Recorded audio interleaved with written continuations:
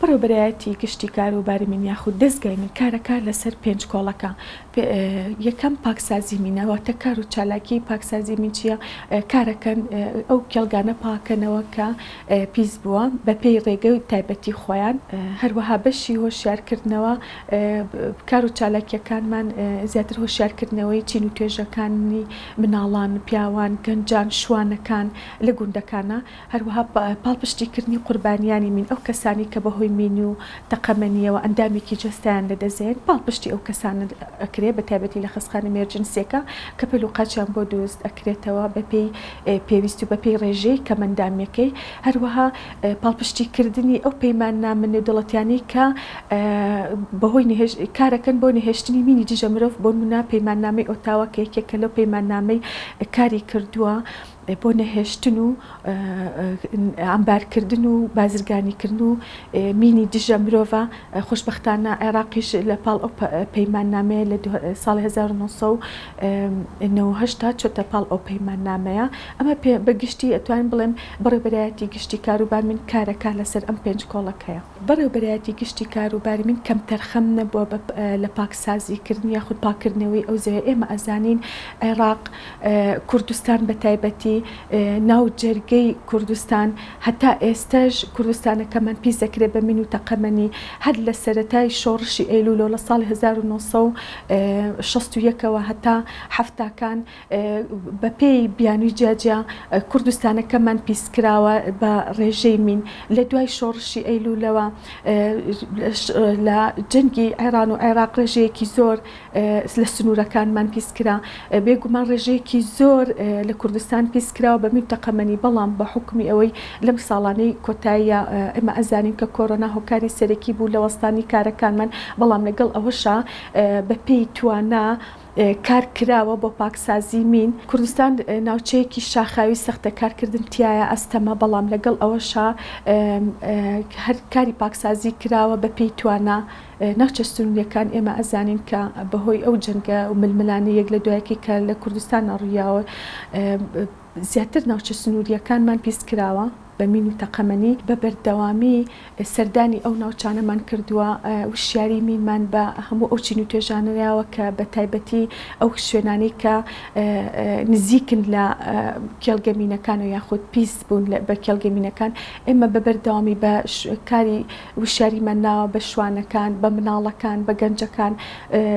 بەڵام خەڵکانێک هەن بۆ هەر مەبەستێ بێ یعنی گوێ ناگرن لەو شتانە بەشی عنی هەر جاری وهەیە بۆ لانی چۆنەڵی لایانی ئابووری کەمە پەنا ئەبەنە بەر هەڵوەشانەوەی ئەو مینە مادەکەین بەکار ئەهێنن بۆ هەر مەبەستێ بێ. ئیتر بەکاری فرۆشتن بێستە ئەم مۆزئیکە ئەم ڕۆژ ئابووری کە کوردستان تێکەوتووە ئێمە ئەزانین کاریگەری سلبی کردوتە سەر بەشێکی زۆری دانیشتوان کە چەندێک ئەزانن مەترسیدارە. بەڵام بەشێکی خەڵکەکەی هەر کۆڵنایان و بۆ جاری وایە بەبێ هۆکار دەستکاری ئەو مینانە ئەکەن و بۆ شێوەیە ئەبێتە هۆی قوربانی زۆری لێ ئەکەوێتەوە. ئەو کەسانی کە قوربانیانی منی بەڕاستی جۆرا و جۆرن. زۆربەی ئەو کەسانن بەشێکی ئەو شوانانن کە زۆربەیان بێ ئاگان ئەڕۆن حیوانەکانن ئەلەوەڕێنن ئەکەونن ئەو شوێنە مەترسیدارانەوە. بەشێکیان ئەوانن کە ئەشزانن مەترسیدارە و بەڵام هەر دەستیشی بۆ بن و بەکاری ئەنن بۆ لایانی ئابووریتر بۆ ڕاوەماسیە بۆ مادەکەی ناوێتی ئەیفرۆشن و لایەنێکی بەشێکی پێداویستی ڕۆژانی خۆیانی پێ پڕەکەنەوە کە ئەمەش کارێکی هەڵێ. ئێمە بە بەردەوامی کارمان کردووە لەسەر ئەو کەسانە کە سلوکیان هەڵەیە. بەڵام تا توانیمانە بە هەموو شێوەیەک ئێمە وشیاریمان گیانەوە بۆ کەسانی کە سلوکی هەڵیان هەیە و کۆڵمان نەیەوە.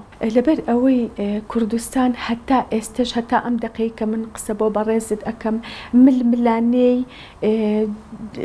ململانەی جەنگە لە تەنانەت ئێستا لە ناو شڕی داعشیشا بەردەوامە بە هەموو شێوەیەک. ئێمە هەتا ئەم دقەی کوردستانەکەمان پیس ئەکرێ. هەتا ئەم دقەیەش کوردستانمان پیس ئەکرێ بە شێوەی تاکتیکی نوێ. تا تەنانەت داعش ئێستا بە تاکتیکی نوێ هەستاون ئەو مادە تەقەمەنیانە بە شێوەیەکی تر بەکار ئەهێننەوە. بۆیە زۆر قورسە ئێمە بتوانین بە شێوەیەکی زۆر چۆن ئەڵێ بە شێوەیەکی تەواو بتوانین بنبڕی بکەین، بەڵام هەوڵی جدیمان ناوە بە بەردەوامی کارمان کردووە بە هەموو شێوەیەک بە پێی تواناکە ڕووداوکەم بکەینەوە یاخود کێڵگەمینەکان باو بکەینەوە سەرنجام ئەو کێڵگانە بەکار بهێنرێنەوە بۆ ئەو کەسانێک کە بیکەن بە بەروبوومی کشتتوکاڵی کە نزیکی گوندەکانن. دەستگای من سەر بە ئەنجومەنی وەزیرانە لەبەرەوەی ئێمەش بەڕێوەبەرایەتێکین وەکو هەموو بەڕێوەبەرایەتێک کە سەر بە حکوومەتین بێگومان لایەنی ئابووری کاری کردو سەرکار و چالاکیەکانی ئێمەش ئەگەر ساڵانی ڕابردوو لە هەفتەیەک ئەگەر 4 ڕۆژ 5 ڕۆژ دەرچینە، بەڵام ئێستا لەوانەیە بتوانین 2 ڕۆژ دەرچین یاخود 3 ڕۆژ دەرچین. بۆیە ئەمانە بێگومان کاری کردو سەرکار و چالاکیەکان لەوانەیە کەمتر خەڵک هۆشیار بکرێتەوە، کەمتر کێڵگەبینەکان پاک بکرێتەوە.